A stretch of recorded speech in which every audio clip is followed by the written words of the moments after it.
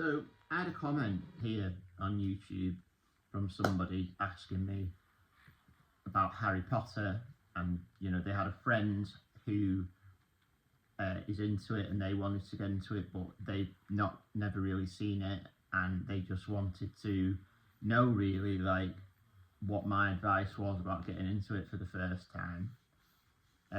So I would just say, I replied to them. So I'd just say, like, for me, I think that I grew up with it. I just watched it from being a kid, and I've just carried it on into adulthood. But for me, I personally think that the audiobooks are a good way to go because they're easily digestible. Like, you can be doing whatever you want, really. You can be like doing housework, you can be cooking, you can be like stuff like that. You can basically just like for me, like, obviously I live on my own and stuff, and I just have it on in the background really when I'm doing like household things. So yeah, it's quite an easy one to digest that, and then obviously if you like, say you listen to the Philosopher's Stone audiobook, and then obviously you want to carry them on, or you might listen to the Philosopher's Stone audiobook and then decide, right, I've listened to the Philosopher's Stone audiobook, I've liked it, I'll give the Philosopher's Stone film a go. So yeah, for me, realistically, the audiobooks are a really, really good way to go. And they're narrated by Stephen Fry.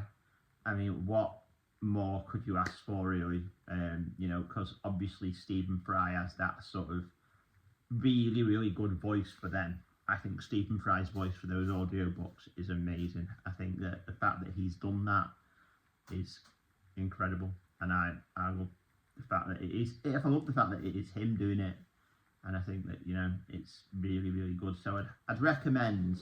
My advice would be try the audiobooks first and see if you enjoy them, or like the Philosopher's Stone audiobook. So yeah, that's my advice on that really. And then just see how you go, see how you feel from there. So if you want to watch the Philosopher's Stone film, you can start with that one. So yeah, I was going to talk the other day. I filmed a video on TikTok about Dragon Ball Z, and I was sort of like wanted to make a longer form video on that, but I thought, you know what, I'll just include it in here because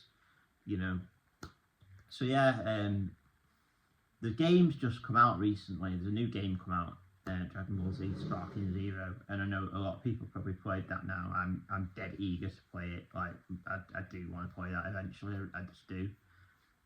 So yeah, so basically Dragon Ball Z. It's obviously, if you've watched it, it's Star's Goku. And for me, my favourite saga was always the Frieza saga, especially that part at the end where he, you if you've watched it, you'll know about where obviously his first transformation and Super Saiyan and stuff like that. That always sticks with me, and I think some of the monologues and some of the sort of dialogue in it, like that in the Vegeta dialogue where he's talking about Saiyan pride, I always remember those, and you just look back on them and think, that is iconic, really, and I really, really do think that, and I'd put Dragon Ball Z up against any other anime because it is that good. So if you're new to it, or you've never watched it and you're looking for it, want to get into it, I'd highly, highly recommend it. Obviously, you've got, because that's another one. Speaking about Harry Potter, being a bit overwhelming because of how many there are and how big the fan base is.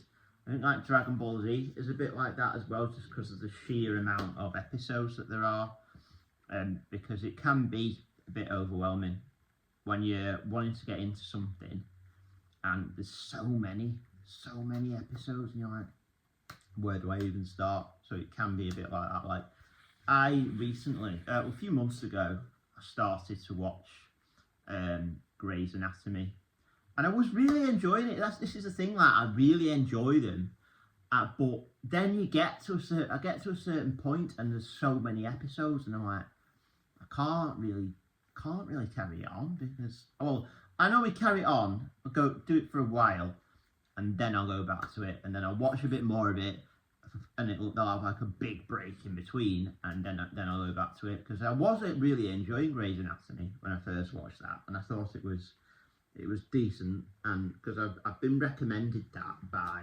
quite a few people, and I was just like, I'll just give it a go, and I actually do need to go back to it because I was enjoying it up to where I saw up to anyway. So yeah, a lot of these TV shows like that, I do find it difficult to invest in just because of the sheer amount of episodes that there are of them. So yeah, that by all means, like going back to Dragon Ball Z, like just see what you think of the first episode. So yeah, Kermit's here.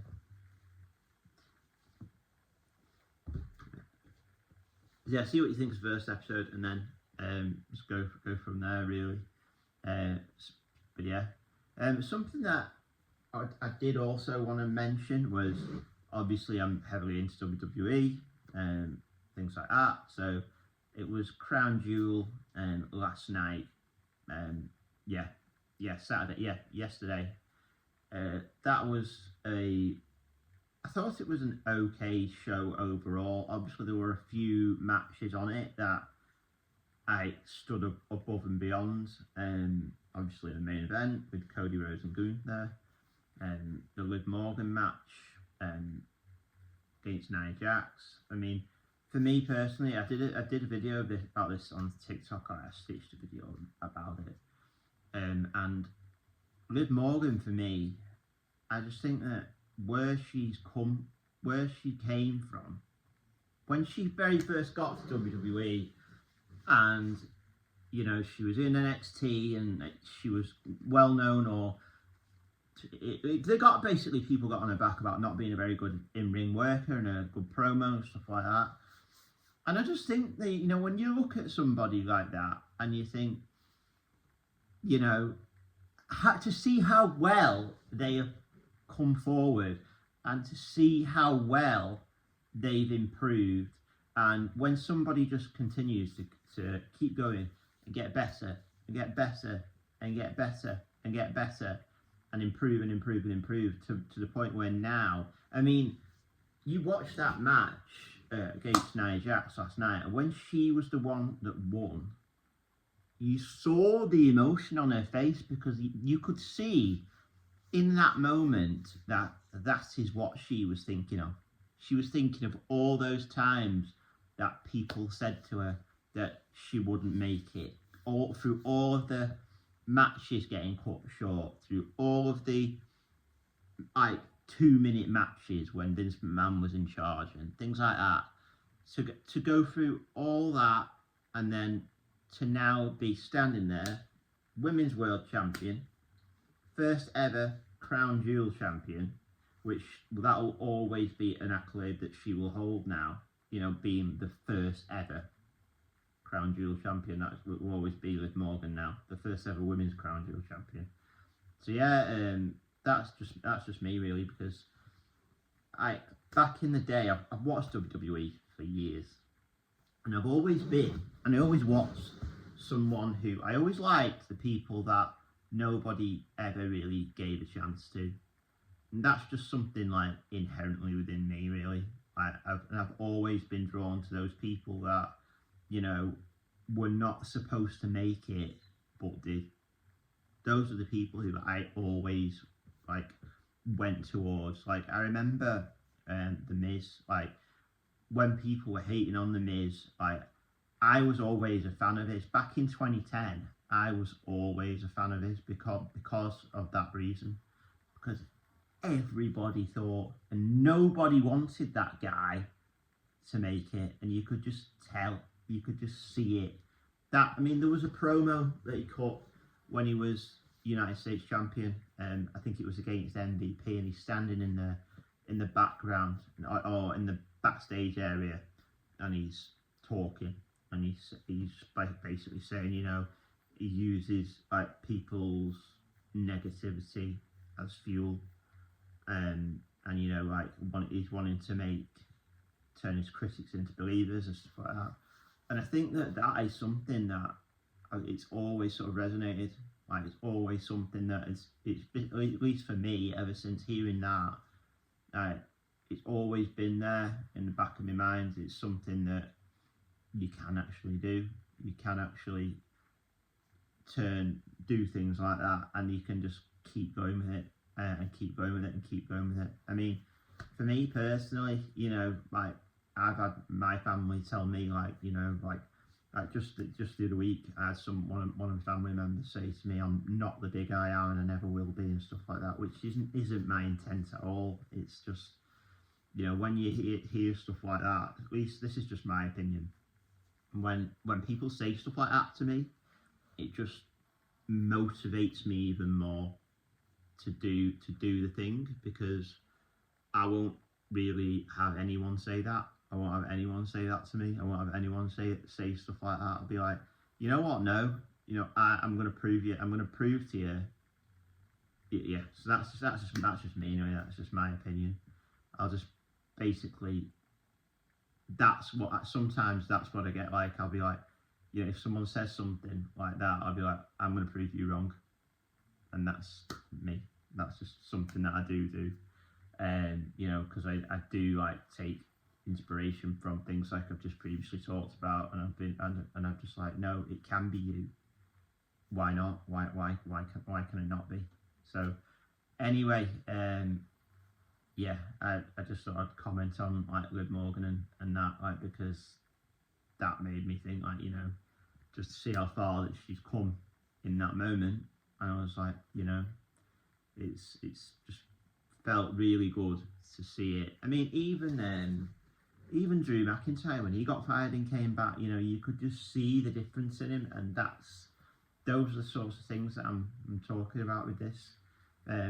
But anyway, I've gone on now for 12 minutes, and I'll just stop here. But, you know, and I'll let you guys watch this at your leisure. But, you know, do comment anything you'd like, or any questions you've got. Anything you'd like to know around Harry Potter or Dragon Ball Z, things like that, or even if you're a WWE fan, if you've made it this far into the video, do drop me a subscribe.